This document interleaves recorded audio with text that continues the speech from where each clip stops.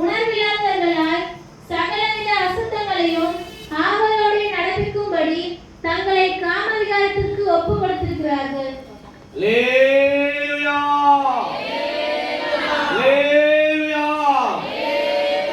முதலாவது புத்தி இல்ல. புத்தி இல்லாதனால மனசு என்னவாயிடுச்சு?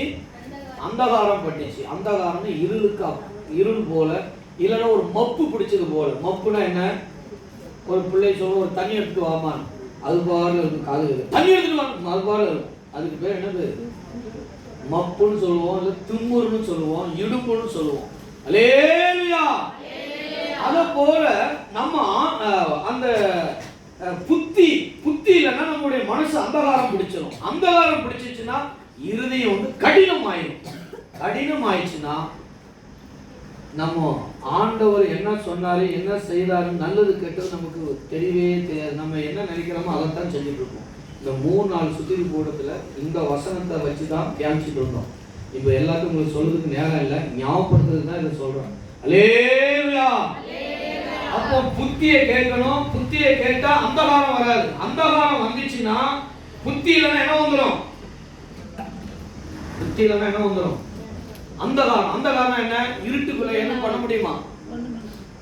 இருட்டுக்குள்ள பாம்பு பூச்சி என்ன கிடக்குன்னு தெரியவே தெரியாது.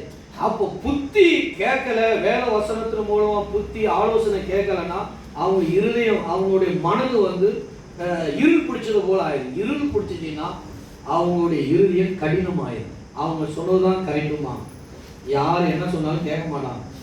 அல்லேலூயா. நான் சொல்றதுதான் கரெக்ட், நான் நடக்கிறதுதான் கரெக்ட். அவங்க இருதயம் அப்படி கடினமாயிடும். கடினமாகும் போது இயேசுவுக்கு தூரமா மாறிடுவாங்க. இருதயம் கடினமாகும் போது என்ன? அது கீழே வாசிக்கிறது.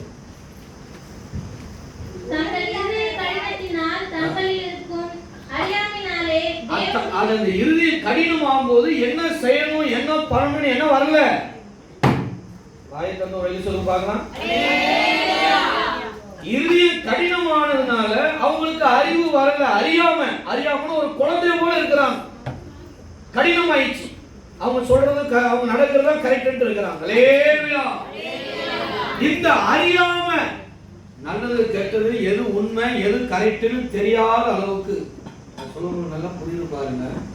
இப்போ உலக விஷயத்துல பாருங்க, நமக்கு யாரும் புத்தி சொல்லவே வேண்டாம். பணம் சம்பாத்தி போகணும், இந்த பணத்தை பத்திரம் பண்ணி வச்சுக்கோ. ஒரு குழந்தைகிட்ட கூட பணத்தை கொடுத்து என்ன செய்யுது? பொத்தி வச்சுக்கணும். அல்லேலூயா. நம்ம விசுவாசி என்ன குழந்தைகிட்ட கொடுத்து காணி கொடுக்குறாங்க. அது என்ன பண்ணுது? வச்சுக்கிட்டு விடுவே மாட்டேங்குது. விடுனா கூட என்ன செய்ய மாட்டேங்குது? ஏன்னா ஓட்ட கொடுத்துட்டா நான் என்ன பண்ணுவேன்? அல்லேலூயா. அந்த குழந்தைக்கு என்ன இருக்குது? பணத்தை கொடுத்து அறிவு இருக்கு. அதே ஜெபிக்க சொல்லுங்க, பைபிள் வாசிக்க சொல்லுங்க, அந்த குழந்தைங்க உட்கார சொல்லுங்க, உட்கார. அது சொல்லியா கொடுத்தாங்க, இந்த பணம் உனக்கு முக்கியம்னு தானாவே என்ன செய்யுது? அறிவு வருது. அதனாலதான் இந்த இருதயம் கடினங்கிறது உலகபுறமான விஷயத்திற்கு மட்டும் தெளிவா இருக்கு. அதுக்கு மட்டும் தான் நடக்கும். ஆவிக்குள்ள ஜீவியத்துல கடினமா இருக்கு. அம்மா அப்பா கீழ்ப்படியதுல சத்தியத்தின்படி நடக்கிறதுக்கு லகுவாவே வராது. அதுக்கு இணங்கவே இணங்காது. ஆனா அதுக்கு என்ன தோணுதோ அந்த விஷயத்தை மட்டும் செய்யும். கடினமா அதுக்கு மட்டும்தான் இருக்கும். அல்லேலூயா. இப்படி இருக்கிறதுனால நல்லா கவனமா இருக்கு. அறியாம இருக்கிறதுனால தெய்வத்துக்கு அந்நியர்களாக ஆகிறாங்க. ஆண்டவருடைய சுதந்திரம், ஆண்டவருடைய ஆசீர்வாதத்துக்கு நாம யாராயிராங்க? அந்நியர்களாக ஆகிறாங்க. அல்லேலூயா. அப்படி அந்நியர்களாக ஆகிறதுனால உங்களுக்கு என்ன சம்பவிக்குது? அப்படியே வாசிங்க. சகலவித அசுத்தங்களையும் ஆவலோடு நடப்பிக்கும்படி தங்களை காம விகாரத்துக்கு ஒப்பு கொடுத்திருக்கிறார்கள். காம விகாரங்கிறது ஒரு வெறி, ஒரு பண வெறியா இருக்கலாம், ஒரு மாம்ச வெறியா இருக்கலாம், ஒரு ஜாதி வெறியா இருக்கலாம், ஒரு போர வெறியா இருக்கலாம். அந்த காம விகாரங்கிறது ஒரு உலகபூர்வமான மாம்சபூர்வமான எந்த விஷயத்தில் நம்ம வெறித்தனமா இருக்கிறோமோ அது சில ஒரு குடியிலையோ ஒரு மூக்கு குடியிலையோ ஜனங்க கூட 1-2 பேர் இருக்கிறாங்க. எவ்வளவு சொன்னாலும் அந்த மூக்கு கொடி வெறி வர மாட்டேங்குது. ஏன்னா பச்சை பொய் சொல்றாங்க, மூக்கையே போடலன்னு. எனக்கு உள்ள குத்துது மூக்குல. அவங்க மூக்குல இருக்குது, எனக்கு என்ன செய்யுது? பக்கத்துல ஜோம் பண்றாங்க பாருங்க. ஜோம் பண்ண வரும்போது என் மூக்கு குடையுது. அம்மா யாருமா போயிடுது என்னமோ நீங்க வந்தாவே ஐயோ நான் போடலையே. நீங்க போடல, உங்க மூக்குல இருக்குது. என் மூக்குல என்ன செய்யுது? வாயத்திலிருந்து பொய் சொல்லுது. ஆனா மூக்குல இருந்து என் மூக்குல வருது. எப்படி வரும்? இவ்வளவு பேர் இருக்கிறான், இவ்வளவு நேரம் இல்லாதது திடீர்னு நம்ம வந்து சொம்மன்னு என் மூக்குல குடையுது. என்னது? ஆனா நான் கேட்கிறேன், பொய் சொல்லுது. அல்லேலூயா.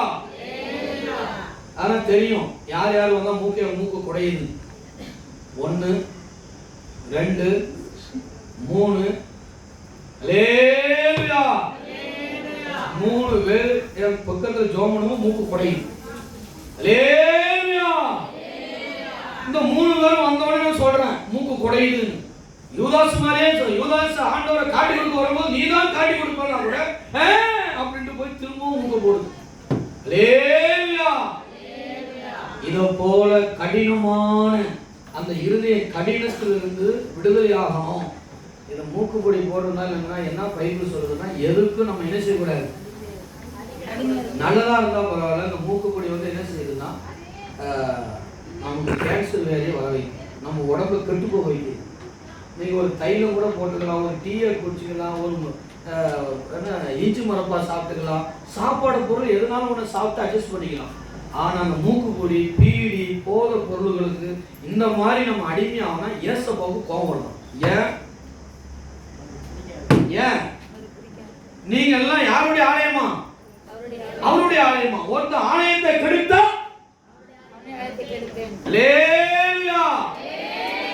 அப்ப யாரும் ஒன்றுக்கு அடிமை அணைச்சக்கூடாதான். ஆனா இவங்க இருதயம் கடினமாயி நான் நேரம் சொன்னா கூட கேட்கறதே இல்லை. இப்ப கூட பாருங்க, ஆளை சொல்லல, அதான் தெரியும் யார் யார் மூக்குல இருக்குது. அதனால சொன்னா கூட இப்ப கூட ஒரு தொடை தொடச்சுக்கிடுவாங்க. நீங்க எவ்வளவு குறைச்சாலும் அந்த ரெடியா உங்க மூக்குக்கு தெரியல. ஏன்னா நான் சின்ன வயசுல போட்டேன். அதை போட்டதுனால அந்த மூக்கு அந்த போட்ட உடனே என்ன வந்துடும்? நான் போடாத ஒண்ணுமே கிடையாது. எல்லா குடி கட்ட குழப்பம் எல்லாமே பண்ணதுனால குடிக்கிறாங்க. உதட்ட பார்ப்பேன், உதட்ட பார்த்து திரும்பி செஞ்சது நூல் இருக்கும். குடிக்கிறவங்க சிலது பீடி குடிக்கிறவங்களை பார்த்து எல்லாம் பார்த்த உடனே எல்லாமே என்ன தெரியும்? மூக்குப்பொடி பார்த்தா அடுப்புல இது வச்ச மாதிரி என்ன இருக்கும்? அந்த மூக்கு அடுப்புல விரவு வச்ச மாதிரியே உள்ள இதாகி போயிருக்கும். அது உள்ள நல்லா கவிச்சு பார்த்தா தெரியும். உள்ள வந்து உள்ள கலரே வித்தியாசமா இருக்கும். அல்லேலூயா. இவங்க எத்தனை வருஷம் போட்டுட்டு இருக்கிறாங்க, எப்படி போடுறாங்க மூக்கை பார்த்து கூட கண்டுபிடிக்கலாம். அல்லேலூயா. அதனால என்கிட்ட போட்டுட்டு போய் சொன்னா எப்படி இருக்கும்? அவங்க துக்க கூட கூட சாடையாவே சொல்றேன். நீ என்ன சாடைனாலும் சொல்லு, நான் ஏசப்பா என்ன செய்வேன்? அல்லேலூயா. அதனால அப்படிப்பட்ட ஒரு அடிமையா இருந்து நீங்க திருவிருந்து எடுக்கும் போது சில வியாதிகள் வரலாம், சில மரணங்கள் வரலாம், சில பிரச்சனைகள் வரலாம். அல்லேலூயா. அதனாலதான் 3 நாள் சுத்தி போகட்டும். வார்த்தை கேட்கும் போது அது விட்டு விடும். ஆண்டவர் உங்களோடு பேசுவார். சற்று நான் என்ன செய்யணும்? விட்டு விடும். அல்லேலூயா. நீங்க புத்தி இல்ல, உங்க மனசு அந்தகாரம் படும். அந்தகாரம் பட்டா இருதயம் கடினமாகும். இருதயம் கடினப்பட்டுச்சுன்னா உங்களுக்கு அறியாம குணம் வரும். அறியாம வந்துச்சுன்னா உணர்வு இருக்காது. உணர்வு இல்லைன்னா நீங்க சில காரியங்களுக்கு அடிமையாகவே இருப்பீங்க. அப்ப தெய்வத்துக்கு உங்களுக்கு என்ன வராது? ஆசீர்வாதமே வராது. அதனால இப்படிப்பட்ட தீமையை விட்டு விலகிறதுக்கு தான் அந்த சுத்திகரிப்பு கூட்டம் வைக்கணும். புரிஞ்சவங்க மட்டும் கை தூக்கி ஒரு அழிய சொல்லுங்க பார்க்கலாம். எனக்கு இன்னும் புரியவே இல்லைன்னு சொல்றவங்க மட்டும் ஒரு கை தூக்கி ஒரு அழிய சொல்லுங்க பார்க்கலாம். அதுக்கும் கை தூக்க மாட்டேங்க, இதுக்கும் கை தூக்க மாட்டீங்கன்னா எப்படி? புரியலன்னு சொல்றவங்க மட்டும் கை தூக்க பார்க்கலாம். புரியாதவங்க மட்டும் கை தூக்கும். உங்களுக்கு கஷ்டம் ஒரு கிளாஸ் வச்சு புரியாதவங்க மட்டும் கை தூக்குங்க.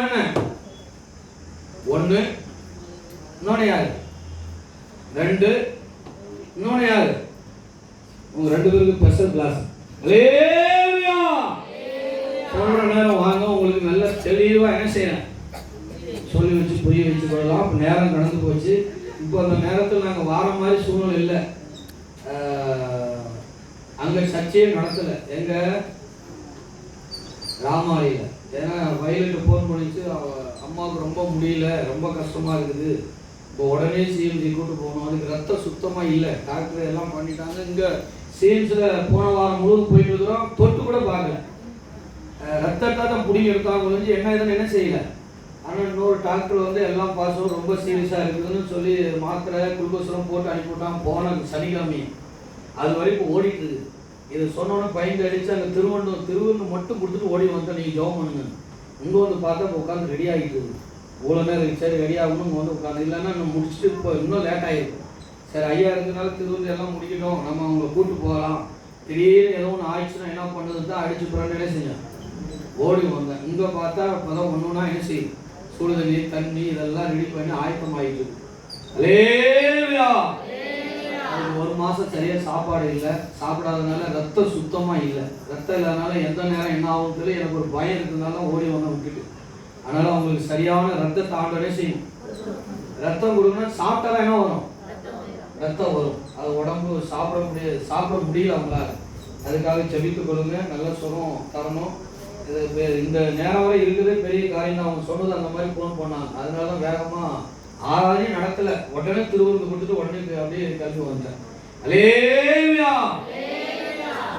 இப்போ நமக்கு திருவிருந்து இருக்குது. முடிந்த உடனே இப்போ அவங்கள ஹாஸ்பிட்டலில் கூட்டு போக வேண்டியிருக்கும். எல்லா தேவைகளையும் சந்திக்கணும். உடம்பும் நல்லாகி பணமாகி வரணும். இந்த வாரத்தில் எல்லா ஜபமும் நடைபெறும். ஸ்பெஷல் ஜபம் மட்டும் இருக்காது. 2 குடும்பத்தார் கேட்டுக்கிறாங்க. உங்களுக்கு அவசியமாக இருந்தால் நான் வந்தேன்னு ஃபோன் பண்ணிட்டு உங்கள் வீட்டில் வந்து ஜபம் பண்ணிடுறேன்.